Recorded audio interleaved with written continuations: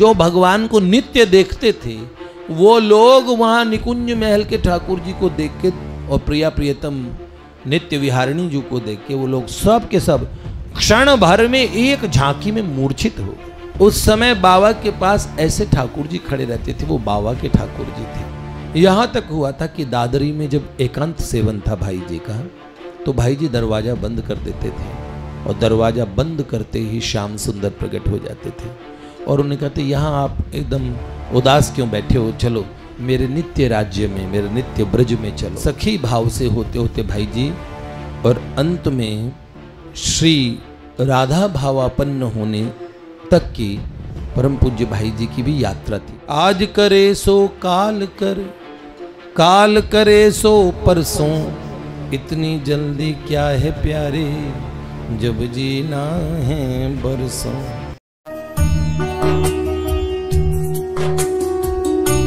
प्राची जी ने परम पूज्य भाई जी के विषय में कुछ कहा था।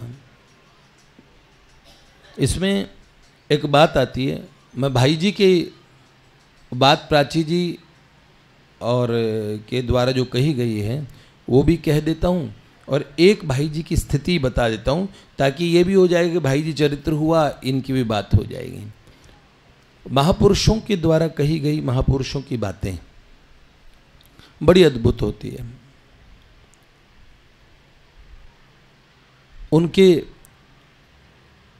देखिए, हमने एक बहुत पूर्व में आपसे बात कही थी कि साधारण व्यक्ति के लिए तो ये है कि किसी से उनकी मंजिल का पता पाया नहीं जाता,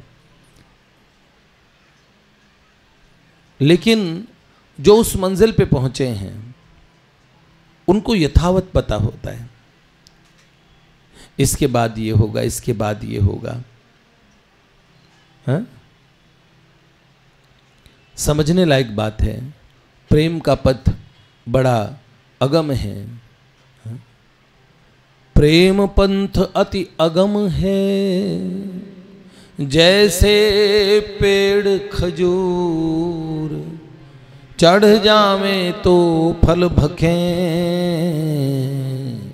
और गिरे तो चकनाचूर। बड़ा सुंदर। हाँ, अति छीन मृणाल के तारों ते ही ऊपर पावद आवनो है। सुई वेहते पार सकी न जहां, परतीत को टांडो लदावनो है। ये जो प्रेम को पंथ कराल महा, तलवार की धार पे धावनो है। तलवार की धार पे चलने जैसा प्रेम पंथ क्यों कहा गया? क्योंकि इतने आकर्षण इस संसार में होते हैं। मैंने आपको कहा, एक भाई जी का पद का उदाहरण लेके प्राची जी ने बताया कि सखी भाव से होते होते भाई जी और अंत में श्री राधा भावापन्न होने तक की परम पूज्य भाई जी की भी यात्रा थी। आध्यात्मिक जगत में भीतर भी आरोहण होता है, यात्रा होती है। लिफ्ट में आपको लगता है कि लिफ्ट चल रही है। याद रखना, हमें परम पूज्य बाबा ने एक बार भाई जी से कहा था क्या कि पोद्दार महाराज,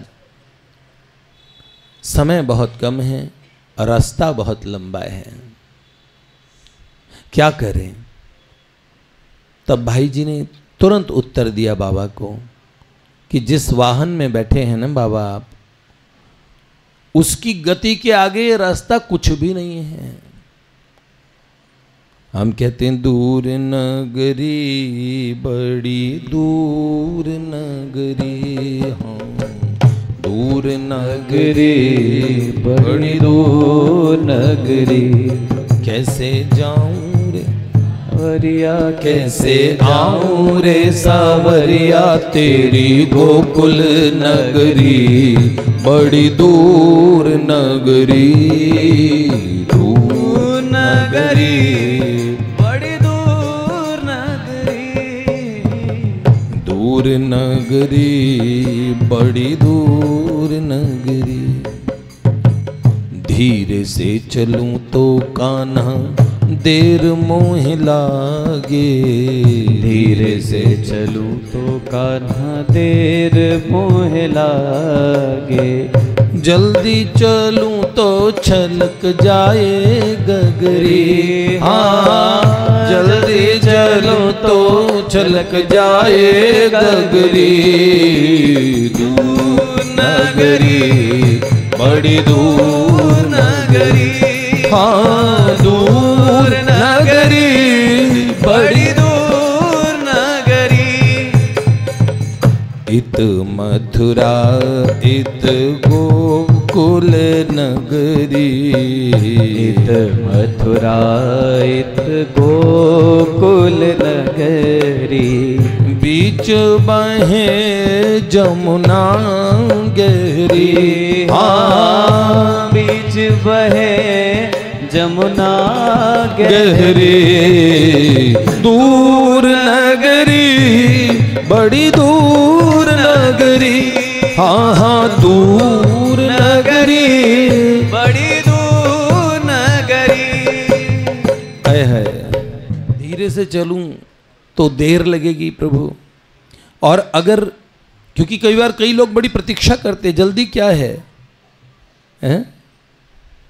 आज करे सो काल कर, काल करे सो परसों, इतनी जल्दी क्या है प्यारे, जब जीना है बरसों। जबकि कबीर जी का दोहा ऐसा था, इसे बिगाड़ दिया लोगों ने। काल करे सो आज आज करे सो अब, और पल में परलय होएगी, तो बहुरी करोगे कब। एक पल में जीवन का समापन हो जाता है। तो प्रभु अगर मैं बहुत ज़्यादा धीरे धीरे हौले हौले चलूँ तो क्या होगा, मुझे बड़ी देर लग जाएगी। और बहुत जल्दबाजी करूँ तो मेरे धैर्य का बांध टूट जाएगा। जल्दी चलूँ तो छलक जाए गगरी। इसलिए शने पंथा शने कंथा शने पर्वत लंघने, ये नियम है शने शने। तो इसीलिए आध्यात्मिक मार्ग में भी बड़े भीतर में आप एक एक पड़ाव को पाते हैं। ठीक है, ऐसे ही परम पूज्य भाई जी की यात्रा जो हुई थी, उस यात्रा में भी ये वर्णन है। क्या किसी संत की आध्यात्मिक जीवन के बारे में कुछ भी लिखना अनाधिकार चेष्टा करना है, क्योंकि आध्यात्मिक स्थिति स्वसंवेद्य होती है। हम क्या अनुभव कर पा रहे हैं, देवर्षि नारद जी कहते हैं यथा मूक स्वादानुवत, गूंगे को गुड़ स्वाद कैसे के कही जात गदाधर, गूंगे को गुड़ स्वाद है। कौन कहे, है काको कहे कौन पतियाए, कौन सुने बकवाद, और कैसे के कही जात गदाधर, गूंगे को गुड़ स्वाद। सखी हूँ श्याम रंग रंगी, गदाधर भट्ट जी की बात है ये। तो ये मूक स्वादानुवत ये चीज़ अनुभव की जाती है, इसलिए आध्यात्मिक स्थिति को बता नहीं सकते। हाँ, भाई जी की प्रारंभिक साधना कहाँ से प्रारंभ हुई थी? सेठ जी के कारण भाई जी को प्रथम दर्शन हुए थे। उसमें कौन आए थे? वैकुंठनाथ भगवान के दर्शन हुए। श्री भगवान विष्णु भगवान के दर्शन के बाद में भाई जी को धीरे धीरे उनकी नाम जप की साधना बढ़ती चली गई। और पूर्व में श्री राम जी के दर्शन हुए थे, पहले ध्यान में हुए थे, और इसके बाद में 1927 में भाई जी को भरी सभा में भगवान ने प्रत्यक्ष दर्शन दिए। इसके बाद में भाई जी को महावैकुंठ अधिपति भगवान श्री महाविष्णु के दर्शन हुए। और 1931 में श्री कृष्णांक लिखने की तैयारी चल रही थी।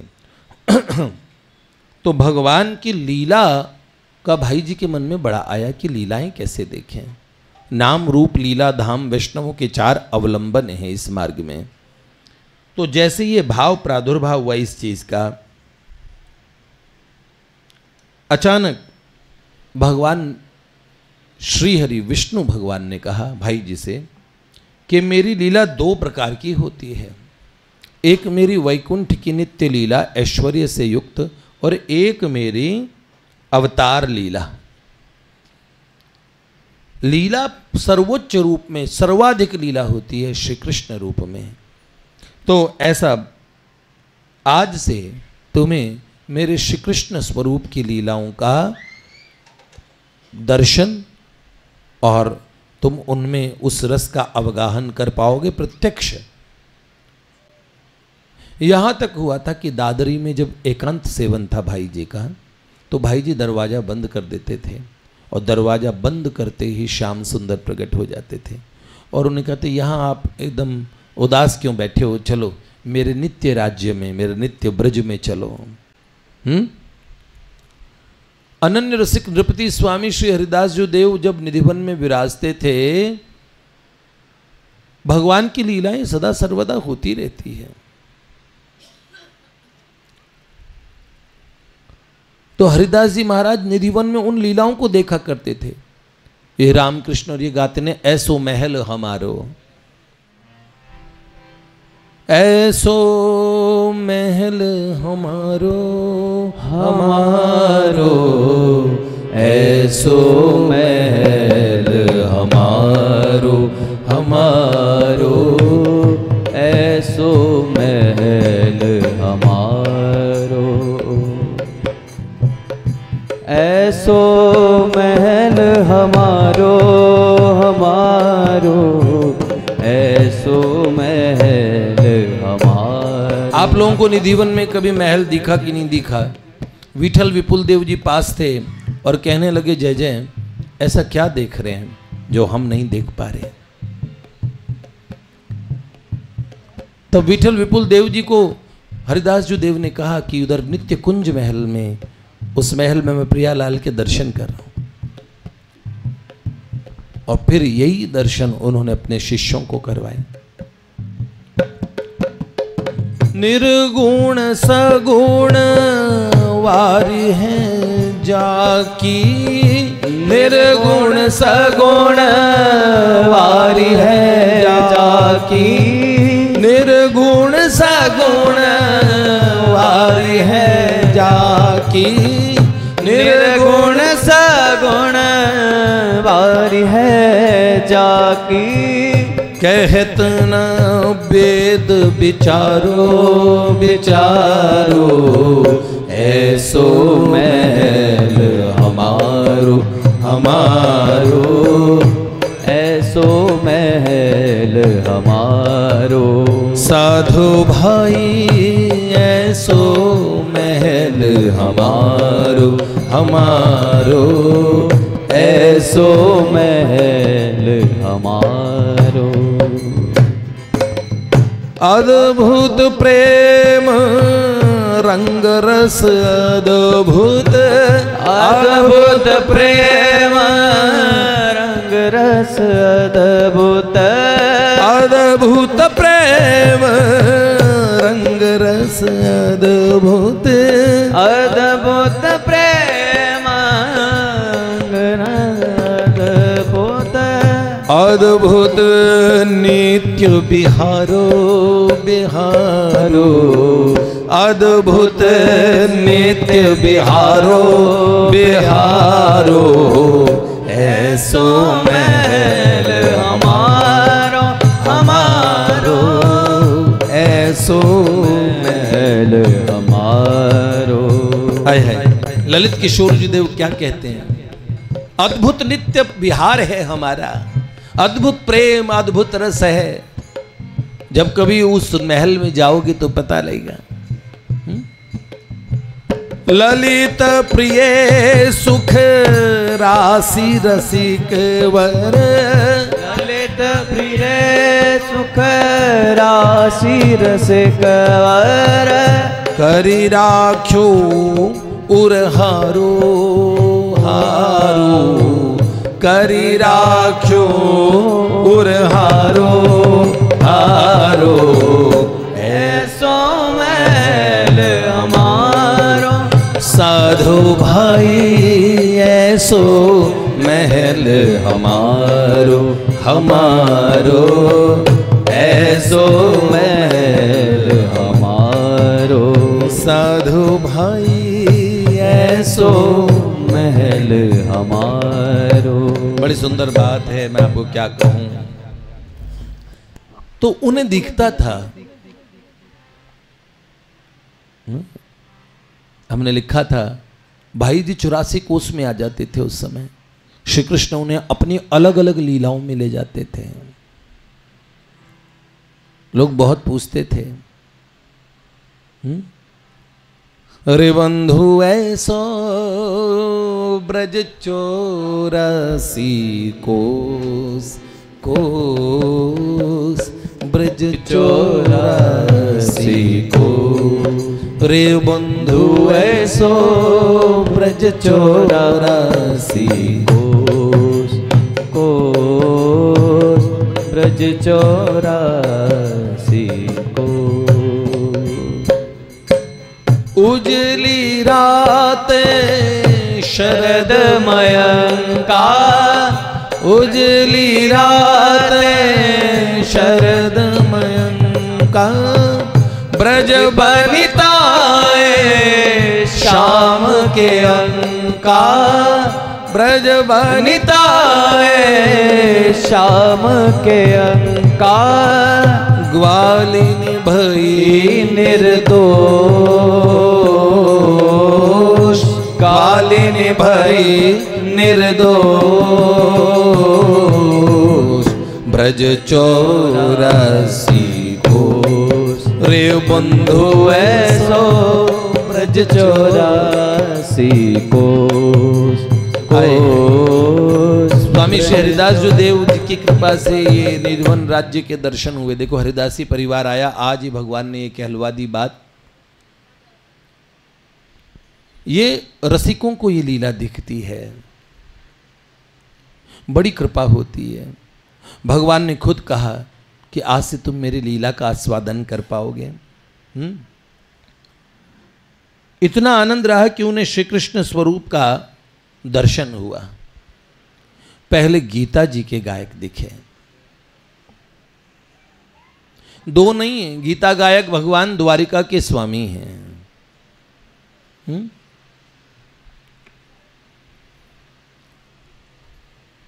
प्राची जी ने भी एक बड़ा सुंदर दर्शन किया था, घोड़ों को खुजाते हुए।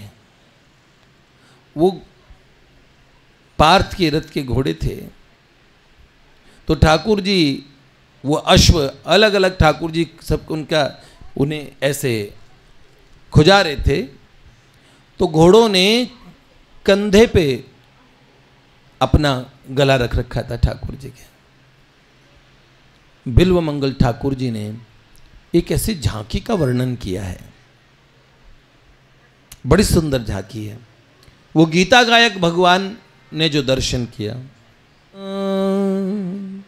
नख नियमित कंडुन पांडव स्यंदनाश्वान, अनुदिनमभिषिंचन अंजलि स्थिर पयोभि, आवतु वितत गात्र स्तोत्र संस्यूतमौलिर, दशन विधृत राशि देव की पुण्य राशि, दशन विधृत रश्मि, दशन विधृत रश्मि देव की पुण्य राशि। कितनी सुंदर झांकी, जरा सुन ठाकुर जी क्या कर रहे हैं। बिल्व मंगल ठाकुर देख रहे हैं यहीं बैठे बैठे।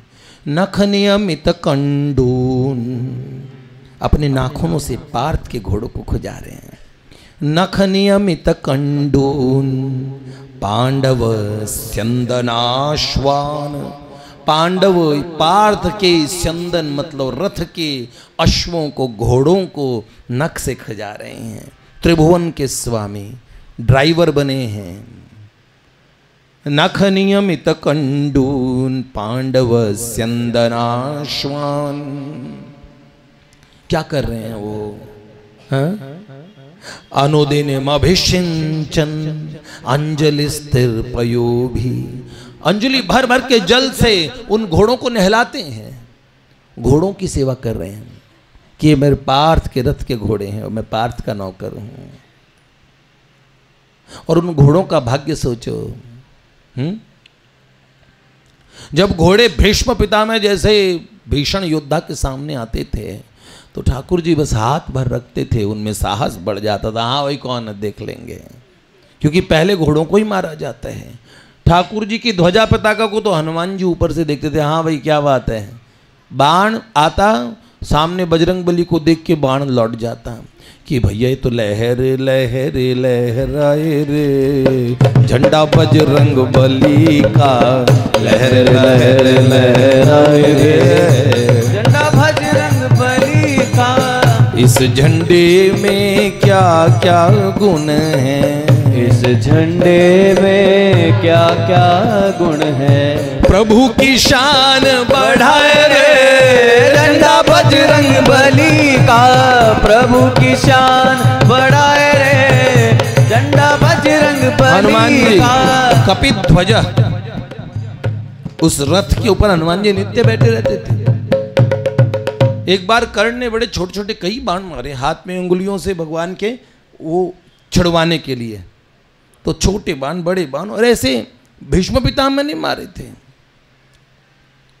तो भीष्म को तो हनुमान जी ने छोड़ दिया कि वो महाभागवत है। हनुमान जी ने कहा चलो भक्तो, भीष्म के नाम के चर्चे थे और भीष्म से देवता भी सामने नहीं आते थे। लेकिन कर्ण पे हनुमान जी को गुस्सा आ गया और उसी समय रणभूमि में हाथी बिदक गए, घोड़े बिदक गए, क्योंकि एक ऐसी किलकिलाहट सुनी तो वो किलकिलाहट करने वाला सुनता नहीं है, देवलोक तक देवता डर गए थे। सप्त द्वीपमयी धरती कांप उठी थी जब हनुमान जी ने वो गर्जना की।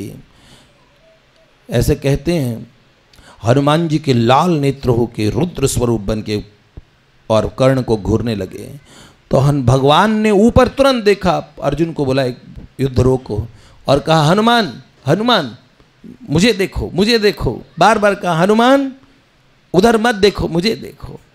और जैसे हनुमान जी ने ठाकुर जी को देखा, नेत्र बंद कर लिए और आंखों से आंसू निकल आए।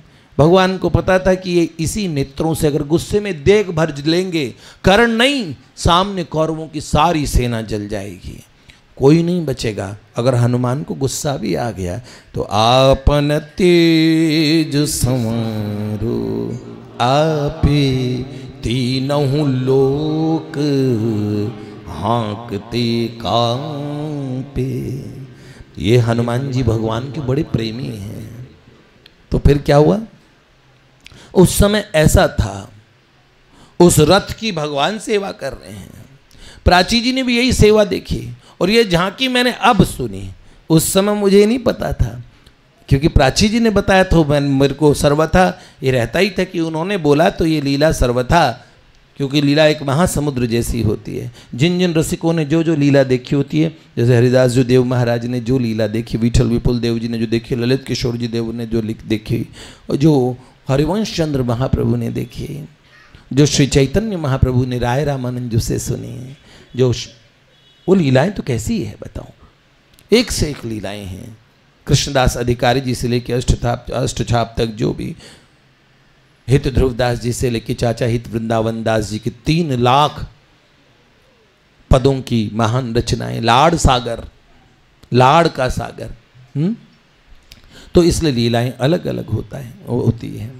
तो क्या उसमें आता है, नख नियमित कंडून, क्या था, नख नियमित कंडून पांडव स्यंदनाश्वान अनुदिन अभिषिंचन अंजलि स्थिर पयो भी। हाँ, जल से अंजलि भर भर के घोड़ों को नहला रहे हैं। फिर क्या, अवतु वितत गात्र स्तोत्र संस्यूत मौलिर, वो प्यारे श्याम सुंदर हमारी रक्षा करे, जिन्होंने तोत्र मतलब चाबुक जो है, ठाकुर जी चाबुक कभी घोड़ों को मारते नहीं थे, घोड़े समझ जाते थे, उसकी आवाज निकालते थे सटक, तो वो समझते भागना है।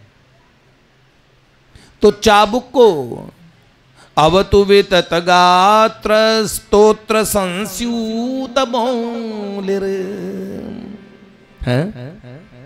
क्या किया उन्होंने? आहा, दशन विधृत रश्मिर, और दांतों से पकड़ी है रथ की लगाम को। दशन विधृत रश्मिर देव की पुण्य राशि, देवकी की पुण्य राशि ठाकुर ने। आप समझो, इस तरह भगवान गीता गायक भगवान के दर्शन हुए प्रथम, और उसके बाद में फिर गीता वक्ता भगवान के बाद में वृंदावन विहारी ठाकुर के दर्शन हुए हैं। और वृंदावन के ठाकुर जी के दर्शन के बाद कुछ बाकी बचा नहीं भाई जी के लिए। और फिर उसके बाद में सरस किशोरी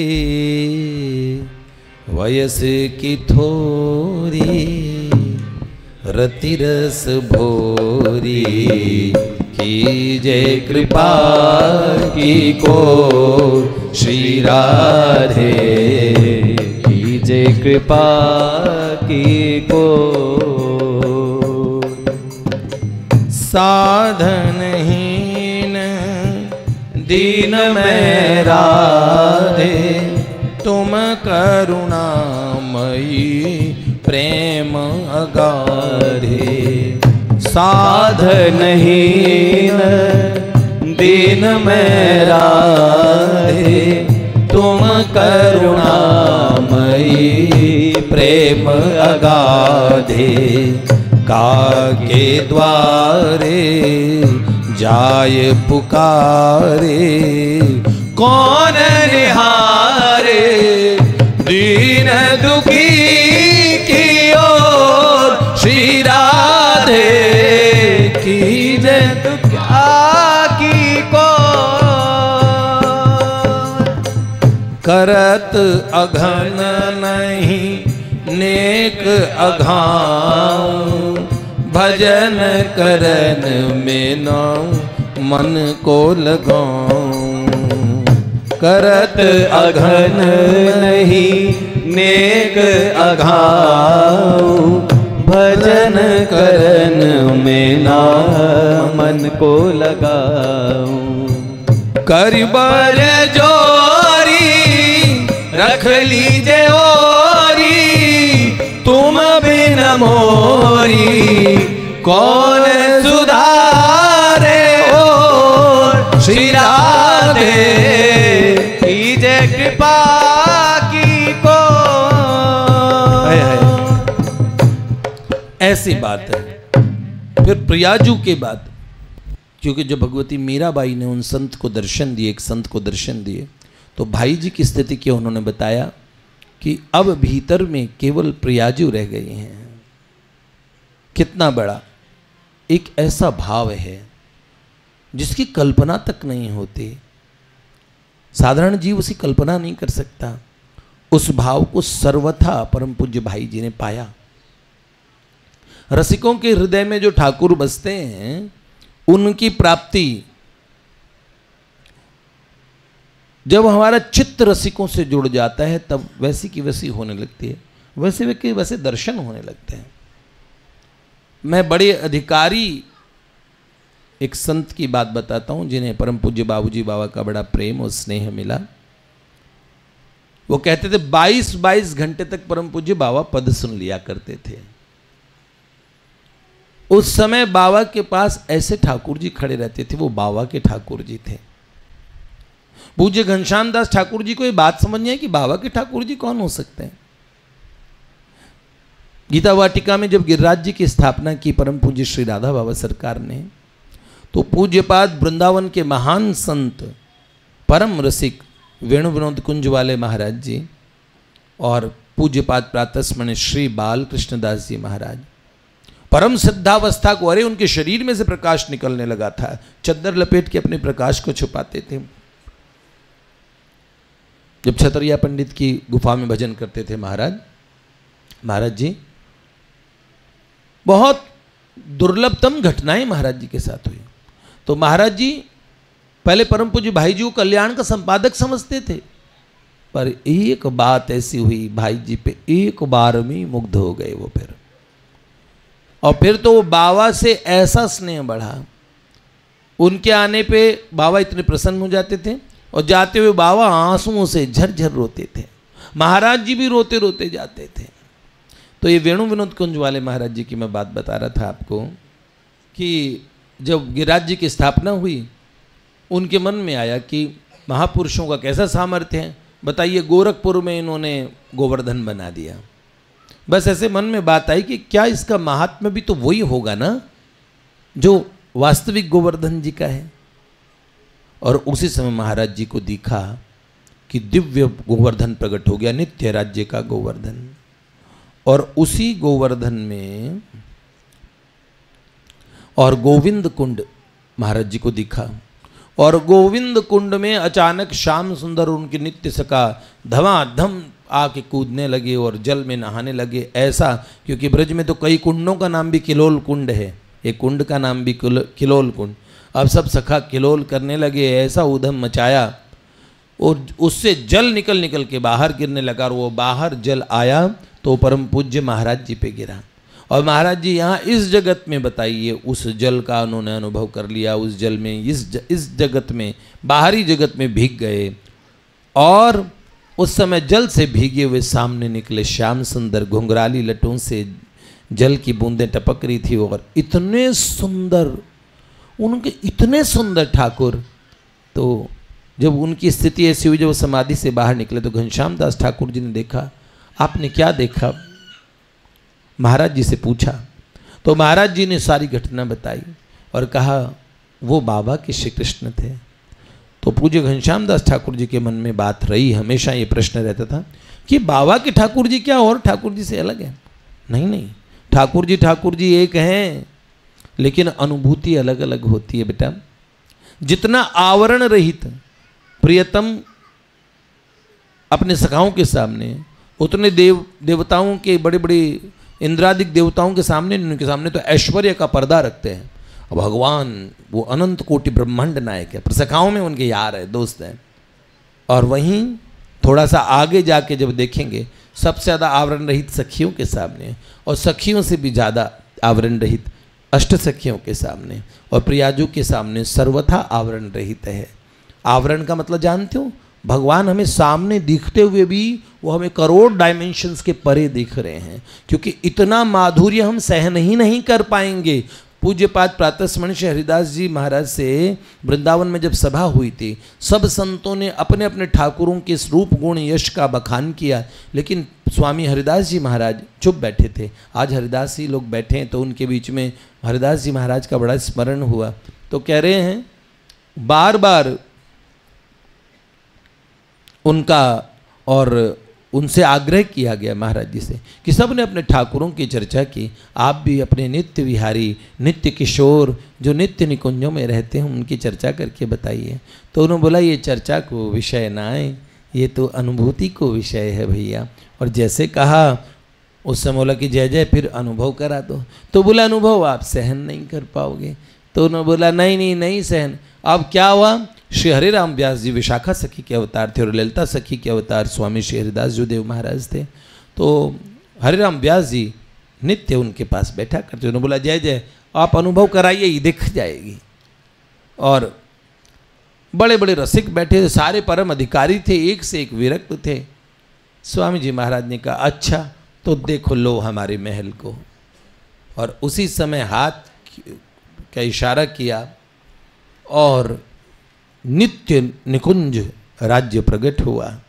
और नित्य महल के उस नित्य कुंज महल में प्रियालाल के उस महान सुंदर स्वरूप में इतनी सुकोमलता, इतनी सुकोमलता, इतनी सुंदरता, इतनी सुंदरता, जो भगवान को नित्य देखते थे वो लोग वहाँ निकुंज महल के ठाकुर जी को देख के और प्रियतम नित्य विहारिणी जी को देख के वो लोग सब के सब क्षण भर में एक झांकी में मूर्छित हो गए।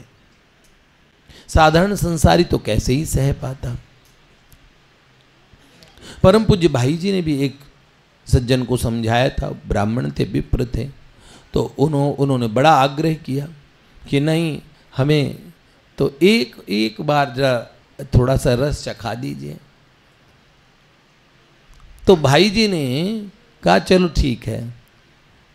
अब उनके सामने उस रस की, उस दर्शन की, उस सौंदर्य के, इस महासमुद्र की एक छटा का क्या, एक करोड़वें हिस्से का हल्का सा उद्घाटन हुआ। उद्घाटन हुआ तो आनंद के मारे वो अपने कपड़े अस्त व्यस्त करने लगे। बड़ी ऐसा लगे वो फट जाएंगे भीतर से, इतना आनंद समाहित नहीं हुआ, बावरे से हो गए। यही बात समझ के बहुत ध्यान से जब चित्त उसका अभ्यासी हो जाता है, चाहे वो नाम का अभ्यासी हो जाए, उस रस का अभ्यासी नहीं, नाम भी एक दिव्य वस्तु है जो अपने महान रहस्यों को अपने भीतर समेट के शब्द ब्रह्म के रूप में आपके हृदय में जा विराजती है। वो नाम भी बार बार आवृत्ति करता है तो वो नाम आपके हृदय को तद अनुरूप उस रस को और उसका आस्वादन करने के योग्य बना देता है बेटे। इसलिए नए नए अगर कोई भगवत रस का थोड़ा चस्का चख लें तो शरीर संसार के बचेंगे नहीं। मैंने कहा ना, देखिए अधिकांश उदाहरण क्या हुआ, जिनको भाई जी बाबा ने भी अगर दर्शन कराए तो वो सन्यासी हो गए, फिर घर में टिकने को मन, हाँ, जिन आँखिन से सो तब रूप लख्यो, तिन आँखिन सो अब देखिए का, हाँ? तो इसलिए बहुत बड़ी बात है। तो पूज्य प्राची जी ने बताई थी एक घटना कि किस तरह और भाई जी को प्रथम जो शुरुआती अवस्था में ब्रज भाव की जो अनुभूति हुई थी वो सीधे और श्री राधा महाभाव की नहीं हुई थी, पहले सखी के भाव में जो अनुभूति हुई उसको पूज्य प्राची जी ने एक पद बताया जिसमें भाई जी ने सखी रूप में दर्शन किए, और वो भाई जी की अपनी अनुभूति है। वो कौन सा पद है जो पद रत्नाकर में है, आज देख आई हूँ सजनी उनको जमुना तीर रे, और कितनी सखी बावली सी हो जाती है। अब ये जो भाई जी रूपी सखी है ना, वो ठाकुर जी को जब जमुना के तट पे देखते हैं, बाबा रसमयी अहिरन के रूप में ठाकुर जी को देखते हैं, और 2-3 वर्षों तक ठाकुर जी उनकी कुटिया के सामने से गुजरते थे जानबूझ के, बड़े अच्छे से जान पहचान हुई धीरे धीरे, और नंद महल के बाहर ये अहिरन घूमने लगी, और ऐसे ठाकुर जी और बाबा के बीच में प्रेम बढ़ा है। ठीक है, बाबा बाद में बहुत आगे तक पहुँचे, तो भाई जी भी प्रारंभिक अवस्था में। ये एक पद गा के हम समापन करते हैं कि भाई जी का सखी स्वरूप और जमुना के तट पे उस सुंदर नंद के राजकुमार को देखता है, और कितना सुंदर दर्शन करते हैं वो हम आपको बताते हैं। आज देख, ध्यान से सुनना, वो सखी क्या बोलती है, आज मैं क्या देख के आई हूं उनको जमुना तीर पे। आज देख आई हो सजनी उनको जमुना तीर रे, आज देख आए हो सजनी उनको जमुना तीर रे, निरखे अति निकट सौनख सिख तब ते भये हो अधीर रे, निरखे अति निकट सोनख सिख तब ते भये हो अधीर रे, मैंने सुन्यो नाम ले मेरो मुरली मोही सुजान रे, मैंने सुन्यो नाम ले मेरो मुरली माही सुजान रे, मुकुटेर बुलावत निज ढिंग मो प्राणन के प्राण रे, मुकुटेर बुलावत निज ढिंग मो प्राणन के प्राण रे। मैं गा के आपको सुनाता हूँ, इसका अर्थ सही सुनना। आज देख आई हूँ सजनी उनको जमुना तीर री, आज सखी मैंने उनको जमुना के तट पे देख के आ गई। निरखे अति ही निकट सो नख सिख, मैंने नख से लेके शिखा तक उन्हें इतना नजदीक से देख लिया। तब ते भई हों अधीर री, तब से तो मैं अधीर हो गई हूँ। मैंने सुन्यो नाम ले मेरो, मुरली माही सुजान रे। मुरली में मेरा नाम भरा उन्होंने, मैं पीछे मुड़ी जाके तुरंत उनके, और मोकुटेर बुलावत निज ढिंग, ऐसे लगा वो मुरली बोली, और मुरली कह रही है मुझे अपने पास बुलाने के लिए। मो प्राणन के प्राण रे। फिर क्या हुआ? जा विधि चुंबक के आकर्षण, लोह चलत अनायास रे। ता विधि हों दौड़ी आतुर हैं, पहुंची उनके पास रे। जैसे चुंबक खींच लेती है।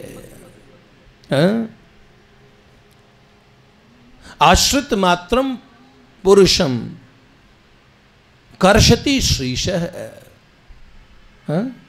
लोहमपि चुंबकाश्मा। जैसे लोहा चुंबक के द्वारा खींचा जाता है, ऐसे राधा रमन श्रीश, राधा के जो पति हैं वो सबको अब चुंबक की तरह खींच लेते अपने पास में। तो क्या करते हैं, मैं उनके पास आतुर होके पहुंची, और तब मैंने क्या देखा, जमुना कूल कदम्ब की छाया, ठाड़े मोहन भेसरी। मृदु मुस्कान देख बौरी भई, रहियो न मति को लेसरी। मृदु मुस्कान देख के मैं, फिर मेरे पास बुद्धि नहीं बची, फिर मैं ऐसी हुई, ऐसा जमुना कूल कदम की छाया, जमुना के तट पे कदम की छांव में मोहन भेष धारण करके वो खड़े थे। फिर क्या हुआ, और मैं सामने ऐसे जैसे मिट्टी की पुतली होती ना, ऐसे खड़ी हो गई।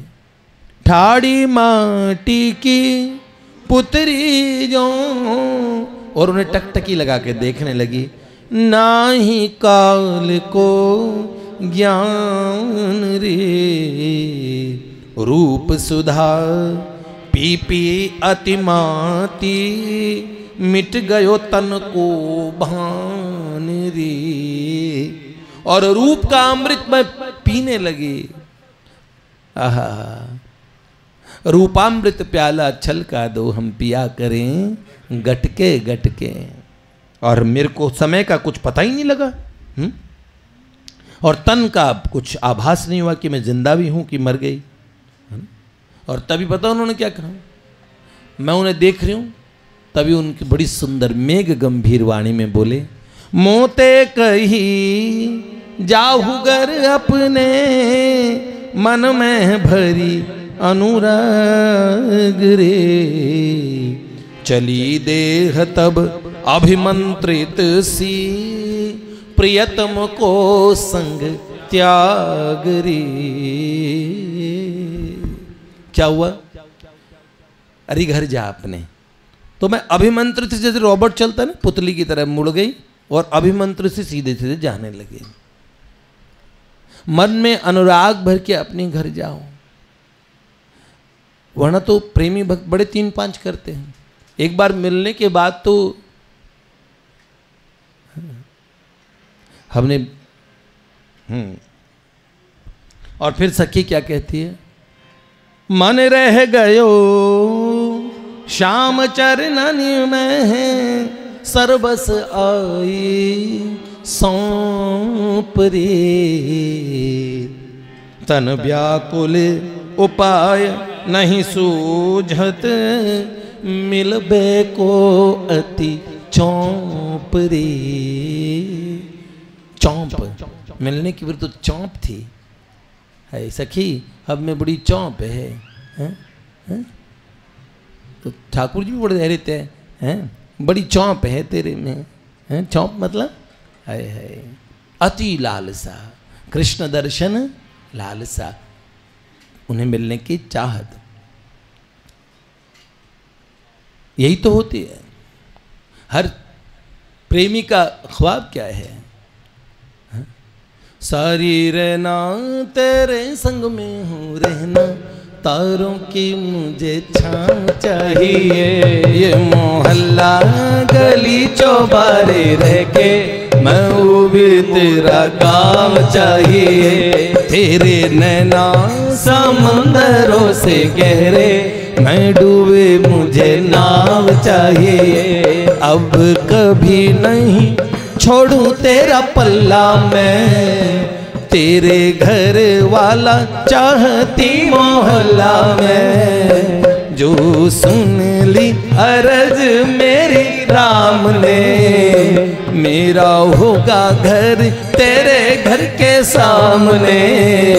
जहाँ से दिखते आते जाते नंद बाबा, मूंछों पे देते ताव चाहिए। ये मोहल्ला गली चौबारे रह के मैं वो भी तेरा काम चाहिए।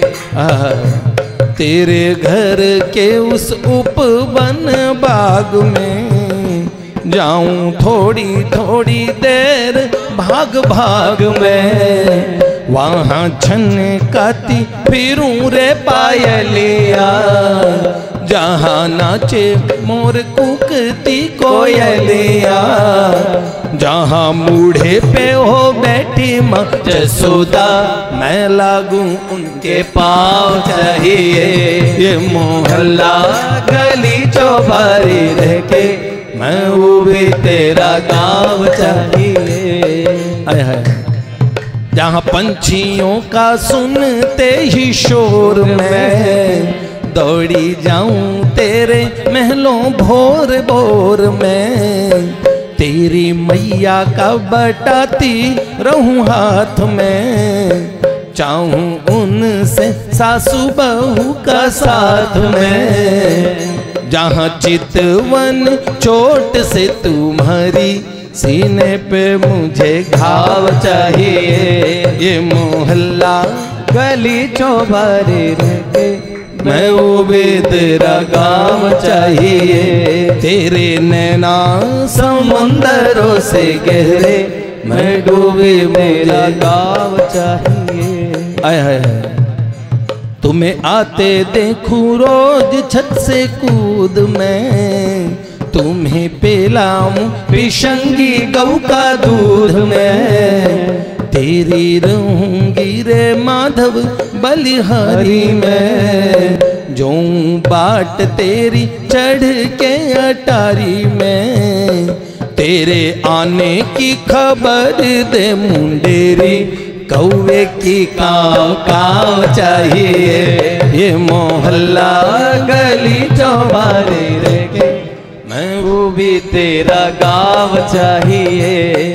आय मैं जानू तेरी ऊंची हवेली है, वहाँ रहती है पर रहती वहाँ मेरी सहेली है।